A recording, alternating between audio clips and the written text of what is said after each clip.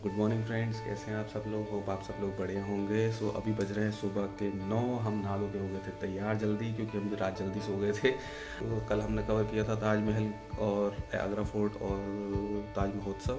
सो आज हम निकल गए हैं टूवर्ड सिकंदराबाद फोर्ट, जहाँ पे अकबर की कब्र है शायद, आई डोंट नो, बट देखते हैं वहाँ पे क्या क्या है। क्योंकि हमने होटल के रिसेप्शन से ही पूछा था, तो उन्होंने बताया था कि यहाँ पे 2-3 जगह ही हैं घूमने की। तो हमारा सिकंदराबाद फोर्ट रह रहा था, तो हम आज वहाँ जा रहे हैं और आपको भी दिखाएंगे गाइस कि वहाँ पे क्या क्या है। ज़्यादा कुछ तो नहीं होगा, बस जो भी होगा आपको सब कुछ दिखाएंगे। रास्ते का भी थोड़ा सा व्यू दिखाएंगे कि कैसा रास्ता है वहाँ पे और कैसे कैसे जाना है वहाँ पे सिकंदराबाद फोर्ट पे। सो अब हम निकल रहे हैं बस, और आपको मिलते हैं फिर रास्ते में, ठीक है गाइस, सी यू देन।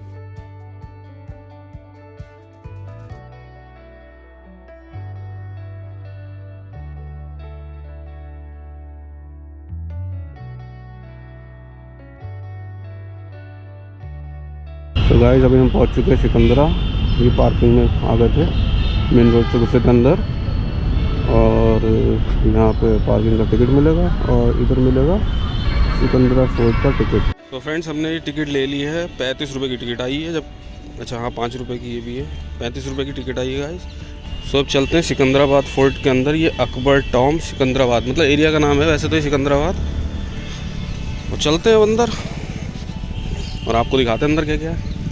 तो फ्रेंड्स हम अंदर आ गए हैं। यहाँ पे कुछ फोर्ट सा बना हुआ है और ये है अकबर का मकबरा, कांच महल और निकास, दैट्स इट। तो फ्रेंड्स ये है अकबर का मकबरा सिकंदराबाद में, जो 1605 से 1612 ईस्वी को बनाया गया था।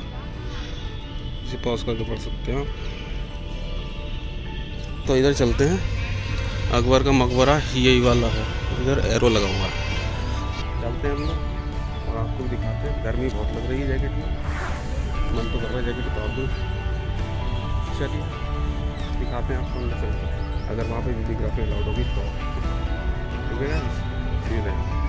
सो फ्रेंड्स ये है अकबर का मकबरा जो बना हुआ है। बाहर से तो काफ़ी सुंदर बनाया है, ताजमहल की तरह 4 मीनारें हैं शायद इसकी। बाकी अंदर चलेंगे तो दिखाएंगे आपको, पहले बाहर से दिखा देते हैं। इसके सामने है गार्डन, काफ़ी सुंदर गार्डन बना हुआ है।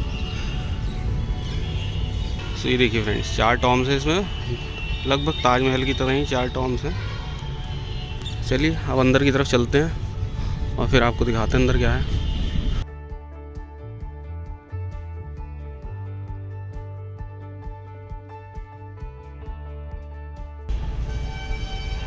अंदर से कुछ इस तरीके से है।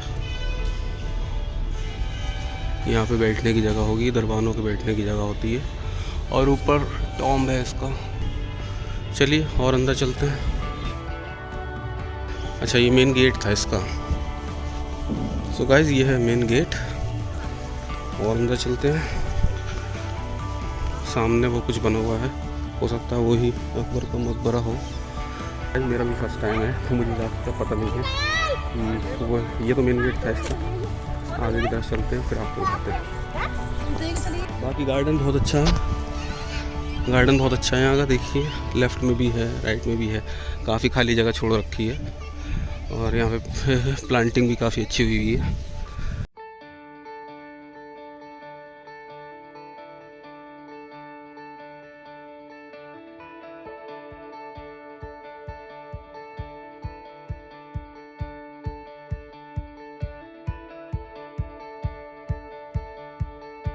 चलते हैं अंदर की तरफ।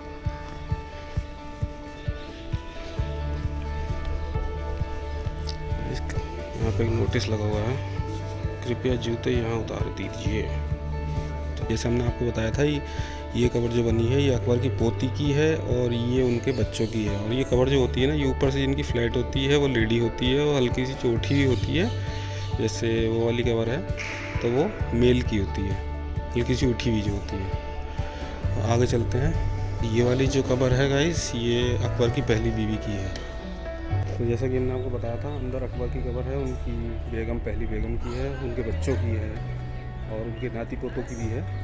सो ये जो पैलेस है ये अकबर ने बनवाया था।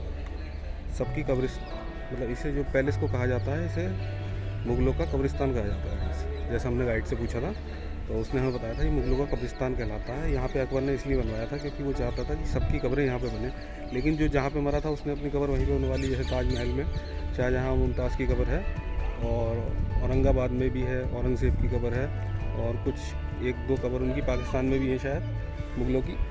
तो सब यहाँ पे दफन नहीं हो पाए थे, लेकिन अकबर ने सबके लिए जगह बनवाई थी।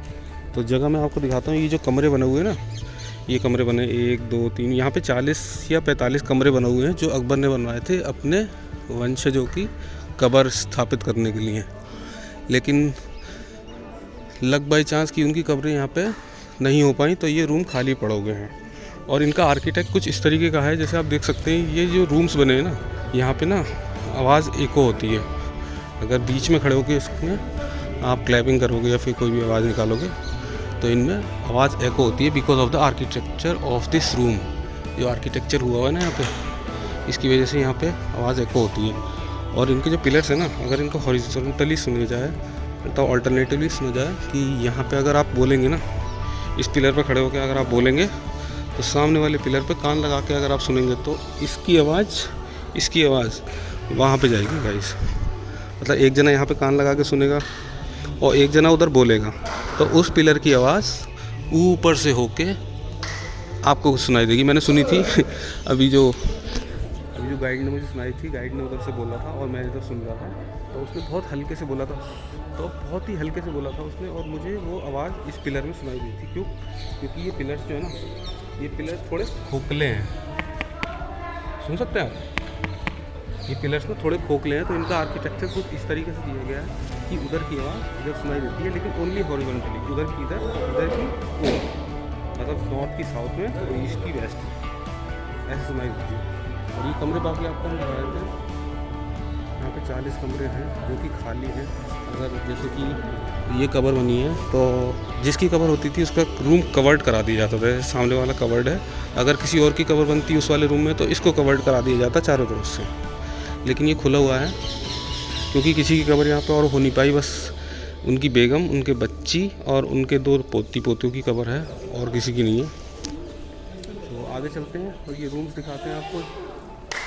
यहाँ पे रूम्स हैं, और अगर इसके बीच में खड़े होके ना, जैसे गाइस मैं यहाँ पे इसके बीच में खड़ा हूँ, ये टॉम बना हुआ है, एक रूम बना हुआ है, और इसके बीच में अगर ये स्क्वायर पर खड़ा होके मैं क्लैपिंग करता हूँ तो आवाज़ आती है।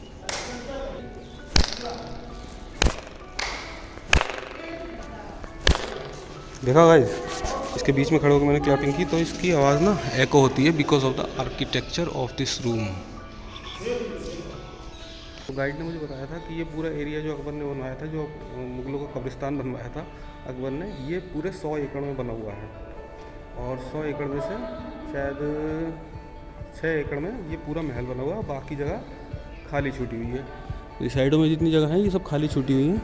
कहा जाता है चारों तरफ से इक्वल बना हुआ है। जैसे हम अभी उधर की तरफ थे तो उधर से भी बना हुआ था, इधर से भी इक्वल ही सेम ही बना हुआ है। गाइड हमें बता रहा था ये ऊपर वाला जो मीनार है, उसने अपनी जो उसकी एक बेगम थी, उसकी वो हिंदू थी, तो उसे जला के उसकी अस्थियाँ यहाँ पे टॉप वाले उस पर दफनाई गई थी, इसलिए वो हिंदुओं का प्रतीक है। सेकंड में ये जो बना हुए हैं प्लस ये क्रिश्चियनिटी का प्रतीक है, और इसके जो पिलर्स हैं ये इस्लामिक प्रतीक हैं। ठीक है, तो ये कुछ आर्किटेक्चर था अकबर का जो उसने बनाया था। कहते थे कि वो हर धर्म को सपोर्ट करता था, दैट्स वाई उसकी एक वाइफ जो थी वो हिंदू भी थी। बाकी कहा तो इसे मुगलों का कब्रिस्तान ही जाता है। ठीक है गाइस, तो चलते हैं, अब एक राउंड काटते हैं इसका, देखते हैं, बाकी निकलते हैं घर की तरफ क्योंकि काफ़ी देर हो गई है हमें। अभी बज रहे हैं 11:15। ठीक है, तो धूप भी बहुत तेज़ हो रही है, गर्मी लग रही है मुझे, मैंने जैकेट निकाल के रख दी यार, बहुत तेज़ गर्मी लग रही है। ठीक है, चलिए अब यहाँ को थोड़ा बहुत और कवर करते हैं, फिर निकलते हैं। पेठा भी लेना, हाँ गाइस हमें पेठा भी लेना है क्योंकि कल हम पूरा घूमने में बहुत ज़्यादा बिजी हो गए थे, तो हम पेठा नहीं ले पाए थे। तो आज हम वहाँ से पेठा भी लेंगे, सामने ही मिलता है यहाँ पे पंछी पेठा, अच्छा है, लोग कह रहे हैं कि प्योर मतलब फ्रेश होता है। तो थोड़ा सा पेठा लेते हैं, फिर चलते हैं अपने घर की तरफ और मिलते हैं आपसे थोड़ी देर में। बाकी ये रूम है, 40 रूम है जो खाली पड़े हैं, जहाँ पे कोई कब्र नहीं है, लेकिन अकबर ने बनवा सबके लिए दी थी कि भाई कोई आना चाहे तो मरने के बाद यहाँ पर आ सकता है, लेकिन कोई आया नहीं। ये देखो तोते बैठे हैं। तो ये है मुगलों का भारत में आगमन कैसे हुआ था, पॉज करके पढ़ सकते हैं आप। ये कुछ मुगलों की फ़ोटोज़ हैं। यह मुग़ल सम्राट अकबर की विजय कहाँ कहाँ हुई थी इंडिया में। पूरे भारत में इतने जगह पे मुग़ल शासन था। यह मुग़ल शासक वंशावली कौन कौन थे, पॉज करके देख सकते हैं आप। यह मकबरा परिसर में प्रवेश द्वार, ये इसके द्वार है जो बाहर बना हुआ। अकबर के मकबरे की कलाकृत वैभव ऐसी हुआ करती थी एक से पहले। तो फ्रेंड्स ये है कांच महल, इसमें चलते हैं, कांच महल दिखाते हैं आपको अगर कुछ देखने लायक हुआ है इसमें तो।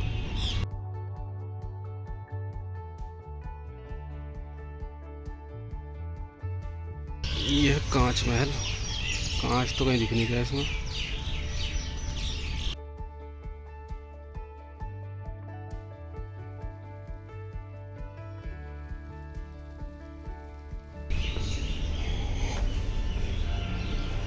तो फ्रेंड ये है कांच महल अंदर से, इसमें कांच का तो एक पुर्जा भी नहीं दिख रहा। चलिए जो भी है इसे कांच महल कहा जाता। और इसके आर पार जाएंगे तो सामने लोधी महल है। लोधी महल या फिर लोधी का मकबरा, यह कांच महल जिसमें 1% भी कांच कहीं से कहीं तक नहीं दिखा मुझे गाइस।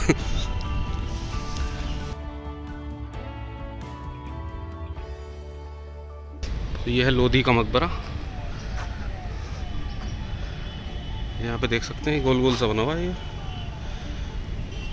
लोधी का मकबरा, ठीक है।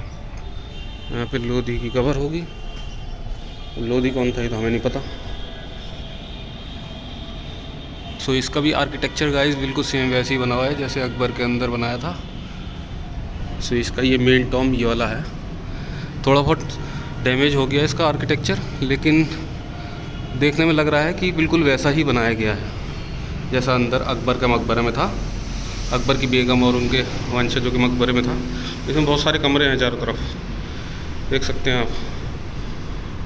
तो फ्रेंड पहले के कमरों में ना दरवाजे ज़रा कम हुआ करते थे, तो इसे कमरा बोला करते थे लोग। और यहाँ पे वेंटिलेशन के लिए खिड़कियाँ दी होती थी, जैसे मेरे पीछे आप देख सकते हैं ये खिड़कियाँ होती थी, ये कमरा होता था, इसमें लोग सोते होंगे पहले के। ये लोधी का मकबरा था, यहाँ पे लोधी को दफनाया गया था। अब लोधी कौन था ये तो हमें नहीं पता। तो ये आ गई अपनी मेन रोड।